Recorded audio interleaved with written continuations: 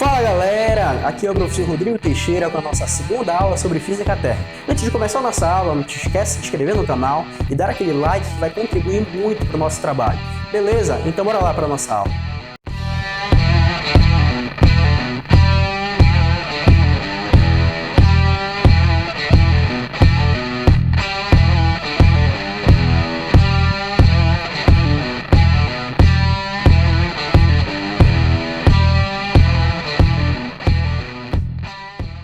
Bom galera, dando continuidade à nossa última aula sobre calorimetria, hoje nós vamos falar sobre calor latente. Só que para falar sobre calor latente, nós primeiro precisamos entender muito bem como é que funciona a mudança de estado físico da matéria.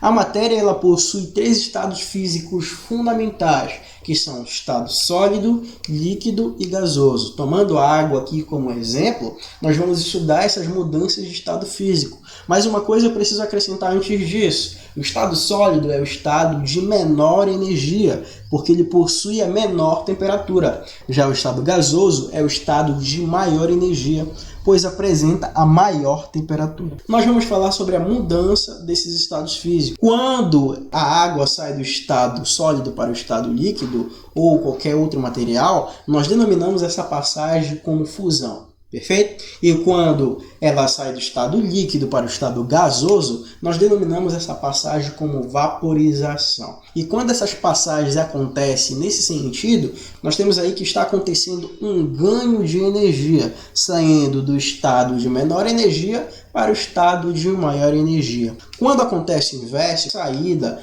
do estado gasoso para o estado líquido, nós denominamos essa passagem de liquefação ou condensação, tá bom? E quando sai do estado líquido para o estado sólido, nós denominamos essa passagem como solidificação. E aí temos a perda de energia, saindo do estado de maior energia para o estado de menor energia, ou seja, saindo do estado gasoso para o estado sólido.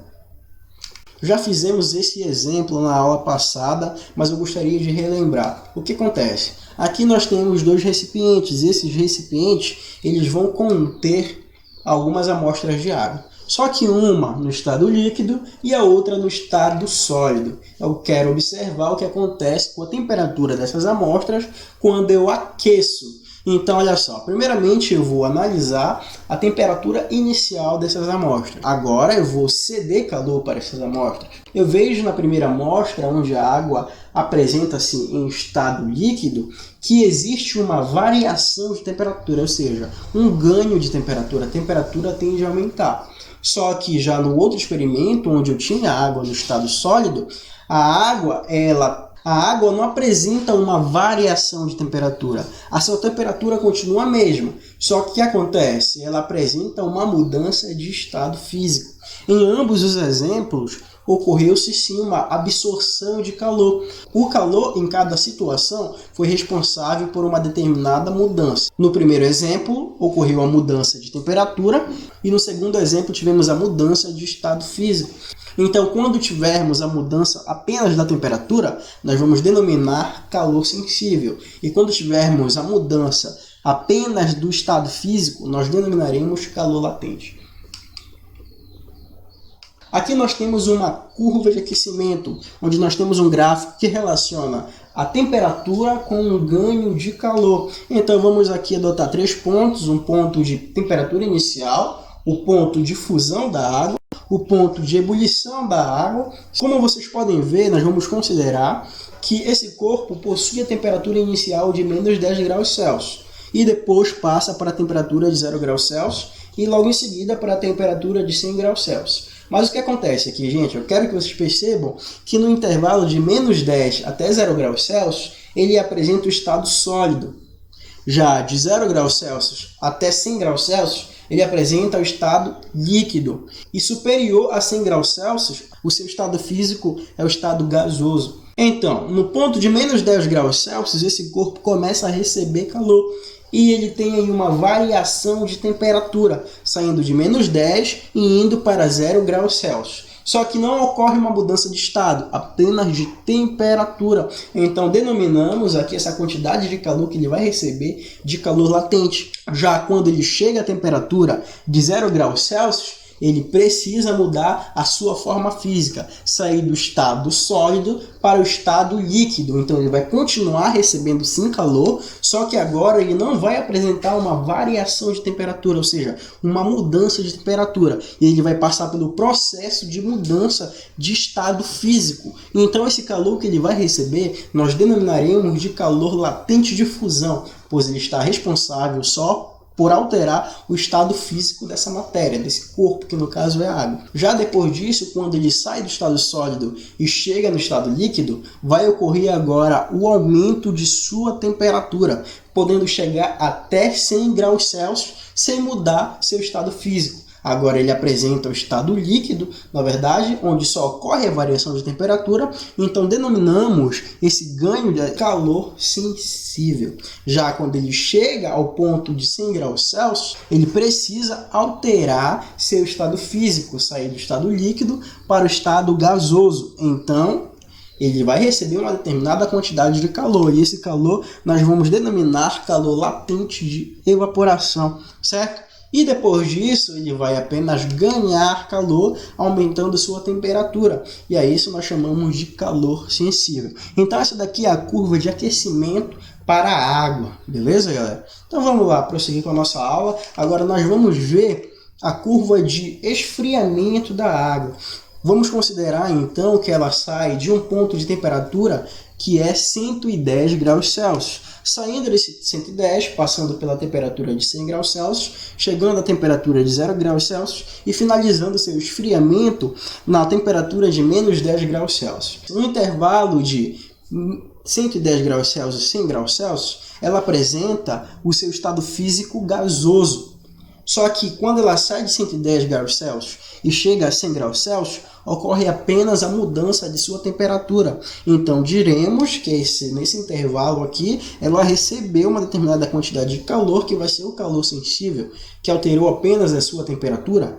Já quando ela chega nesse ponto de evaporação, aqui no caso ponto de liquefação, vai apresentar apenas a mudança de estado gasoso, a mudança de estado físico, ou seja, saindo do estado gasoso para o estado líquido. Conseguindo então fazer essa mudança de estado físico, ela vai sofrer apenas agora mudança na sua temperatura, e nós vamos chamar de calor sensível. Chegando a 0 graus Celsius, ela vai precisar agora mudar seu estado físico, saindo do estado líquido para o estado gasoso. Sendo assim, ela vai receber uma determinada quantidade de calor que vai fazer essa passagem da mudança do seu estado físico líquido para a mudança do seu estado físico sólido. E esse calor nós chamaremos de calor latente de fusão. E depois disso ela vai continuar recebendo calor, mas a única grandeza que vai se alterar vai ser sua temperatura, e chamaremos de calor sensível. Bom, aqui nós temos uma tabelinha, essas tabelinhas mostram alguns pontos, né, muito importantes.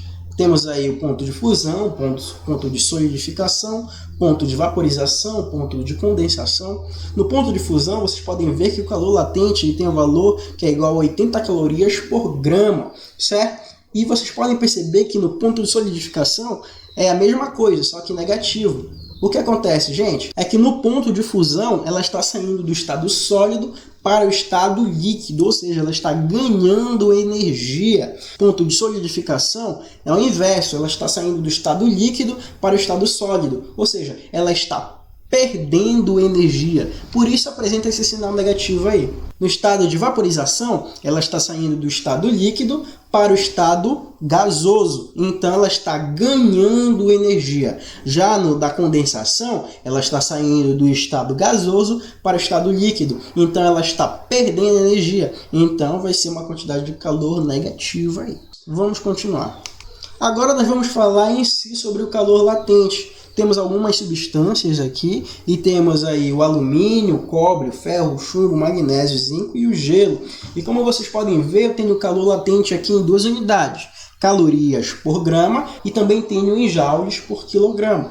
E como vocês podem ver, o calor latente do alumínio é de 94,5 calorias por grama. O que isso quer dizer, gente? Quer dizer o seguinte, que cada grama de alumínio, para mudar seu estado físico do sólido para o líquido, ela precisa receber 94,5 calorias. A mesma coisa com cobre, para alterar o estado físico de 1 grama. Então o cobre precisa receber 49 calorias para alterar o estado físico de 1 grama. O ferro de 63,7, o chumbo de 5,5, o magnésio de 88, o zinco de 27 e o gelo de 79,7.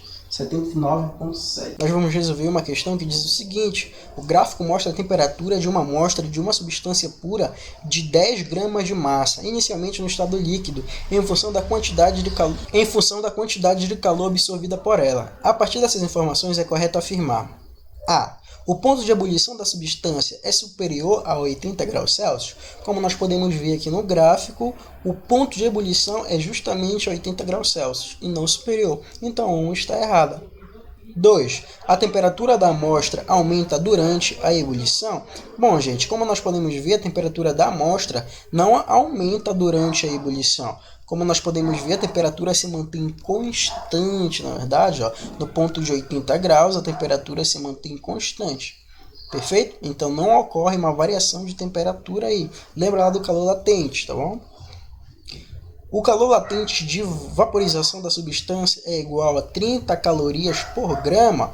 Bora lá ver se é isso mesmo? Então, tenho aqui minha tabelinha. E como é que eu faço para calcular o calor latente? O calor latente é igual a massa vezes a quantidade de calor. A quantidade de calor é igual a massa vezes o calor latente. Então, sendo assim, o calor latente é igual a quantidade de calor dividido pela massa. A quantidade de calor, como nós podemos ver aqui, vai ser a diferença entre o ponto inicial e final. O inicial aqui, ó, vai ser esse ponto quando vai ocorrer aí o início da mudança de estado físico até esse ponto aqui onde finaliza. Então, 500 menos 200 vai ser igual a 300. Essa vai ser a quantidade de calor aí nessa transformação de estado. Dividido por 10, que é a massa, como diz o texto, 10 gramas, né?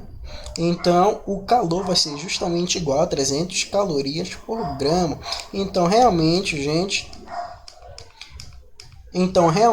aqui a 3 está correta. E a 4? O calor específico da substância no estado líquido é igual a 30 calorias por grau Celsius. Bom, gente, nós sabemos que um dos maiores calores específicos da natureza que nós conhecemos é da água. E o calor específico da água só chega a 1 grama por grau Celsius. E para essa substância aí está muito exagerado. Então, de cara, nós vemos que está errado. Tá?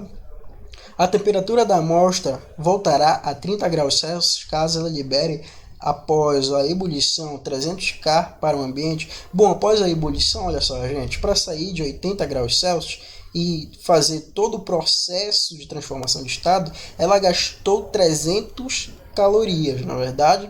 Então, para fazer a volta, ela precisa também gastar 300 calorias. Então, não tem como ela chegar ao ponto de 30 graus, beleza?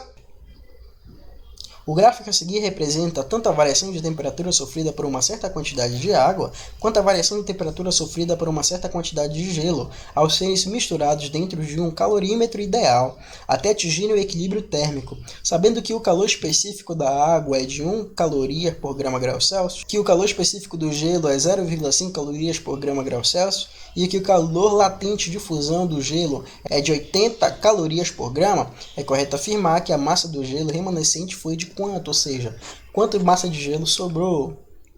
Então, tenho aqui o gráfico, né?